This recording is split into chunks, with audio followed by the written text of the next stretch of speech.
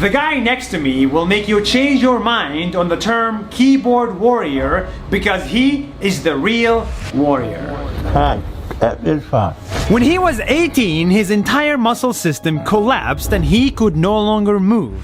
And for the next 19 years, he's been bedridden in his home in Sri Lanka. But this is not a sad story, it's an inspiring one. Despite having strength only in one finger, he taught himself to read and write English. He wrote and wrote and wrote, and when he couldn't write on a laptop, he wrote on an iPhone to publish 3 full books in English that sold in the thousands. One of them took 1 year to type. Doctors gave him until 18 to live, but now he's 37, living on a ventilation machine, fasting during Ramadan, and planning his 4th book. This guy fought to live his life, fought to write his thoughts, and fought to make his voice heard only through a keyboard. He should be the new definition of a keyboard warrior. Just 1 minute, see you tomorrow. This chef has not eaten in 8 years. Every day she cooks food, but she does not eat it because this is her food. Who is she? Why doesn't she eat? And how can she survive without eating? Meet Loretta. Hi Naz Daily, I'm Loretta, aka the Nil Mouth Foodie. Loretta grew up in England and she had a pretty normal childhood. Sometimes she had stomach problems, but she still ate food like most people. In fact, she loved food so much, she even became a chef. Until one day, when this happened. And then when I was 18, I woke up in unbelievable pain every time I ate. It took doctors years to figure out what was wrong with her. They kept telling her to change her diet. So she ate this and ate that, but nothing worked. It was a mystery and she was suffering. And then her life changed forever. I found out in 2015 that I was unable to eat like a normal person. She has Ehlers-Danlos, a rare syndrome that causes gastroparesis. And basically it means she has a paralyzed stomach. See, when we eat food, our body activates the stomach to digest it. But for Loretta, it doesn't do that. It does not activate and the food does not digest. This is very painful and it means I cannot eat or drink anything. no food, no drink, not even water. How does she survive without food and water?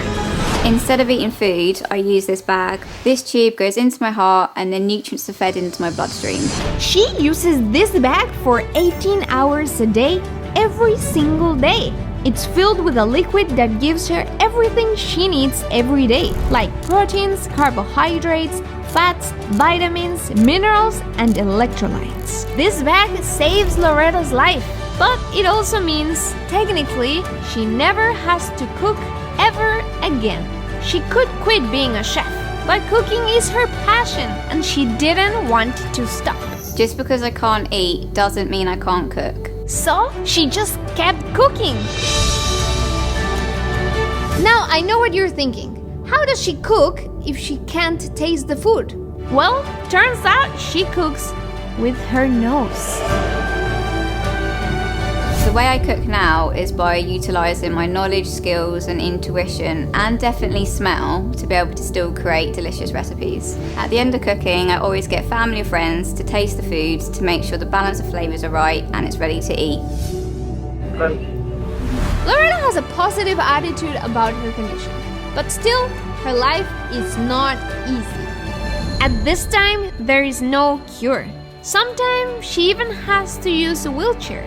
And she gets many infections from changing her tube. But she is determined not to give up and to keep sharing her story. Remember, your current situation isn't your final destination. We should never let obstacles get in the way of our passions. Thank you, Loretta, for sharing your story. And to everyone watching, share this video with someone who needs a reminder to never give up. This guy has lived in this metal box for 71 years. He cannot move, so he eats like this. he reads like this, he types like this. And this machine is the only thing keeping him alive. Who is he? Why is he living in this machine? And how did he become a goddamn lawyer? Let me tell you his insane true story. In the US, we found Paul. I got staying. I am Paul Richard Alexander. And I'm the man in the iron lung. When Paul was just 6 years old, he was running outside, playing with his friends, just like a normal kid. But then he started to feel sick. I started feeling bad, and I ran up and I said, Mom, I don't feel good. Mom turned around and looked at me, and she said, please God, not my son. Soon he was in the hospital with other kids who all got the same disease, polio. There were many years of struggle. And there were lots of children. And I kept asking myself, dear God, why are all these kids dying? And I'm not.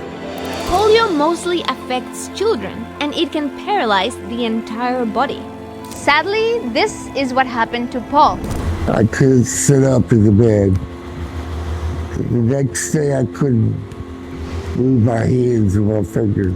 By the end of the week, I was having trouble breathing. Yes, Paul's muscles stopped working. His lungs stopped breathing, and doctors had no choice but to put him inside this machine, the iron lung. Yes, it's an iron lung. It's a machine that helps me breathe. Within days, Paul went from being a kid running outside to a kid locked up in this iron lung. It wasn't that I was locked up. It was to keep me alive. Nobody thought he would be able to breathe without it until this happened. My caretaker told me that if I could breathe for 3 minutes on my own out of the lung, he would give me a puppy. So he tried. Every day his mom turned off the lung and he tried learning how to breathe again. He did this for weeks and weeks and weeks until finally he could do it. I remember that day, the day I could breathe for 3 minutes. And I got that puppy. After that, he taught himself how to breathe without the iron lung for many hours. I could breathe for many hours without the iron lung. It's called frog breathing. Yeah, this is the machine. You can see the machine have stopped working for him. You can see how he gaps in. Frog breathing is taking a gulp of air and swallowing that air down into your lungs. Learning how to breathe opened up the world to him. He left his lung, sat in a wheelchair, and saw the world. When I finally learned to breathe out of the lung on my own, I was unstoppable. I went everywhere in my wheelchair. I went on many airplanes. I stayed in hotels. I even traveled to Mexico. When I went to Mexico, I had my iron lung delivered there. He would spend the whole day without his lung, and at night he would go back into it. And it doesn't stop there.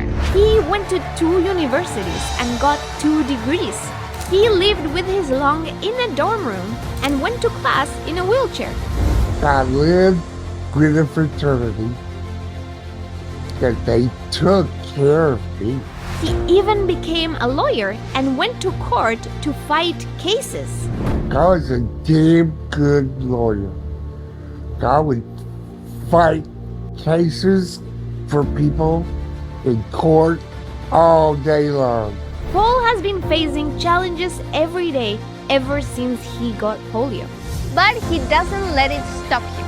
Every day he wakes up and faces the day with a smile on his face. I am just like everyone else.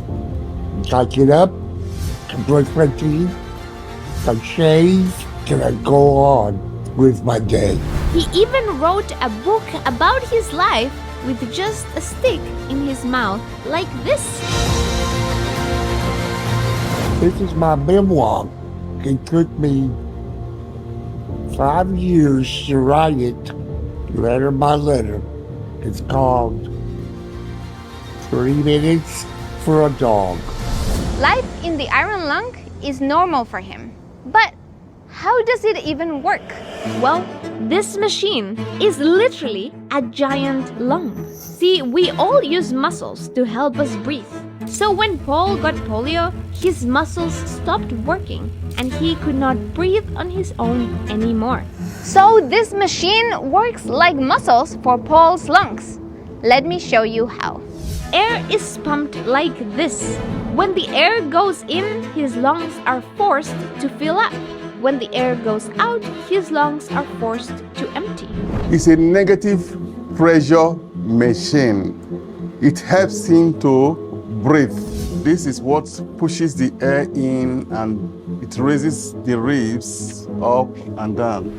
Paul wears this collar around his neck to keep the air inside. There's a mirror for him to see what's around him.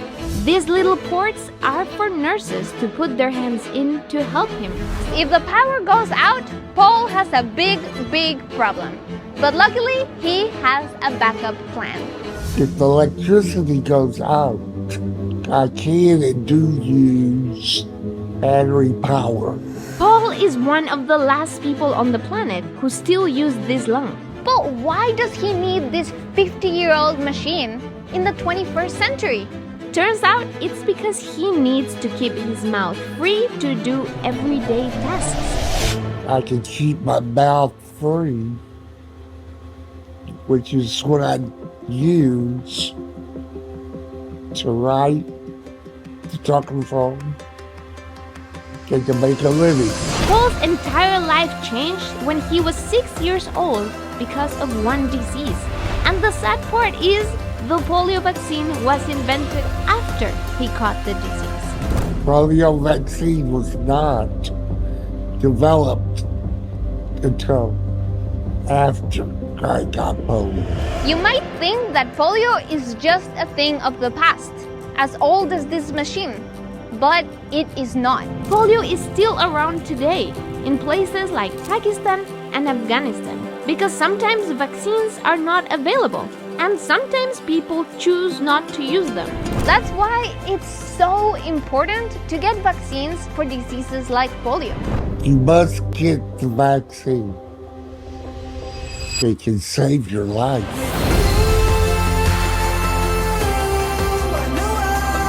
Paul is an incredible person. Nothing in his life has been easy, not even breathing. But still, he traveled, he went to school, he became a lawyer, and he even wrote a book. I have 3 heroes that have contributed to my determination. My mother, my dad, and my faith in God.